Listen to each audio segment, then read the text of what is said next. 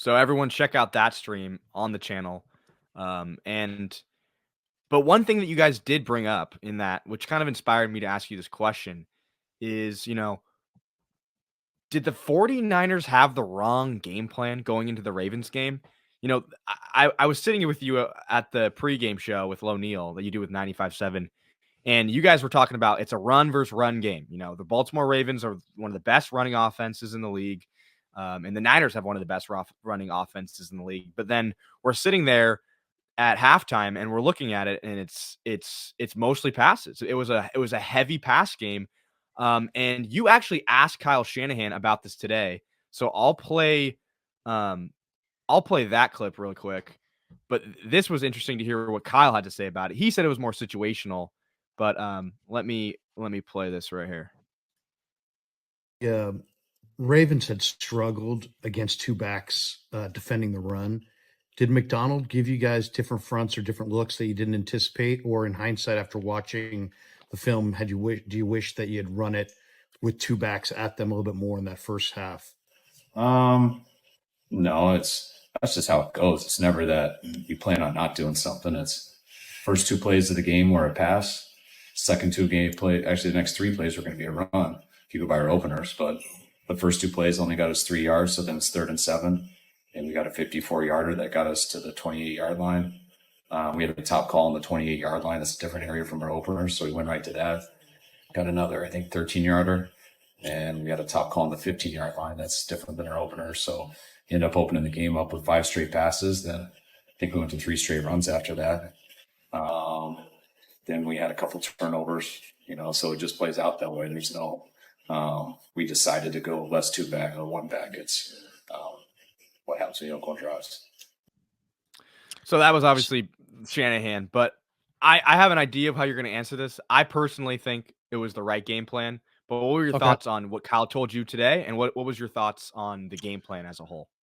Well, I mean, I just look at those numbers, and I looked at them going into the game, and I thought, man, the Ravens really do struggle against teams that use the fullback, and the Niners did have a lot of success running it, and yet there weren't a lot of volume of runs. If you had looked at McCaffrey's numbers for the year, I think he's had as many as 22 carries in a game. He only had 14 in this game. An average 7.4 carry, and they were within 4 points at halftime at home. So he's the best running back in the league. And to me, I would have if it was that big of a game, I would have loved seeing him get like 7 more carries and a few less passes. I just think that this is a really good Ravens D, and the fact that, the Niners were having success running the ball and how much talent they really do have on the back end. It just seemed like the Niners game plan was a little too aggressive as far as pass run. And I know they got behind at the end, and that distorts the numbers a little bit as well. But, they have a dominant runner. They've got the best running back in the league. And to me, to say in a big game like that you wouldn't get him, I don't know. I mean, he had a total of 20 touches, which is did have 6 receptions. But it would be nice if he had gotten, 21 carries, something like that, closer to what his best game has been this year, because I think he was that kind of a game. It was that kind of game where if you were going to win it, you were going to win it with ball control. You had the indication when Hamilton jumped that route right there. To me, that would have kind of told me, hey, let's keep the ball out of the air more in this game, especially when you look at those rushing numbers. The Ravens were dead last against 2 backs in the NFL in like 4 major rushing categories. So I would have loved to, and even if it's not McCaffrey, maybe it's more runs and you bring in JP Mason or Debo himself.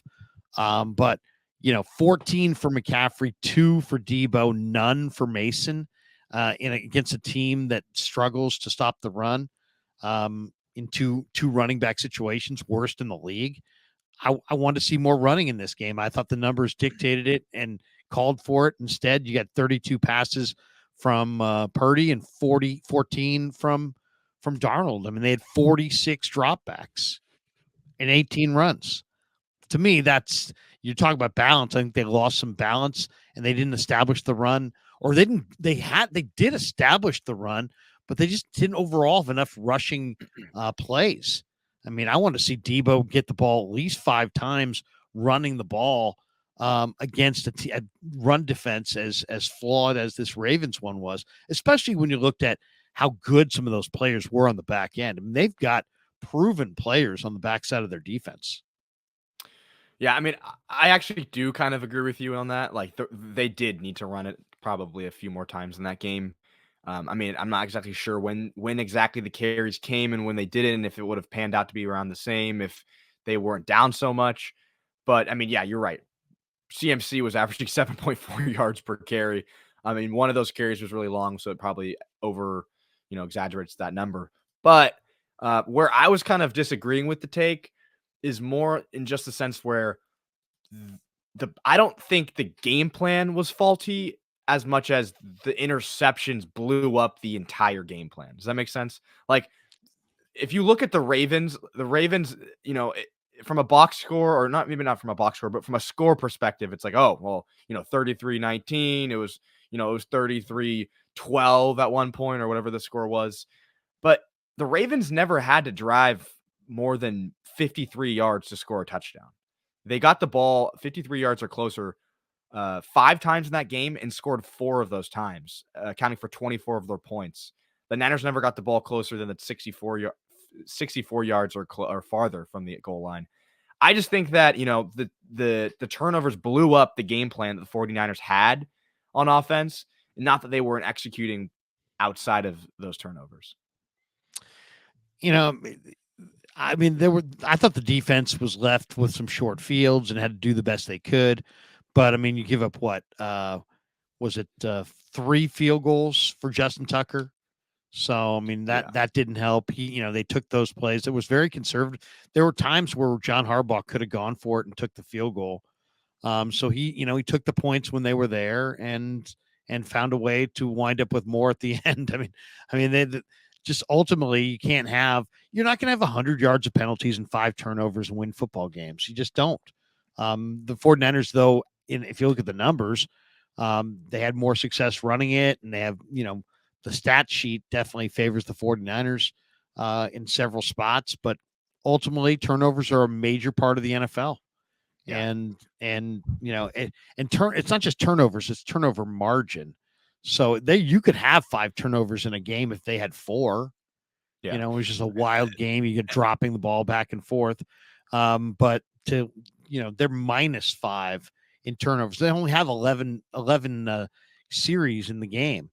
And 5 of them ended on a turnover. It's hard to win that way. And then mix in all the penalties makes it impossible. Right, and that's kind of what I'm saying. It's like if you throw 5 turnovers, you're not going to win that game more times than not. Great game plan or no game plan. Right. You're not going to win that game unless you tell me that the game plan caused the interceptions. Then that's a completely different discussion. But I don't really necessarily think that was really the case in some of these interceptions.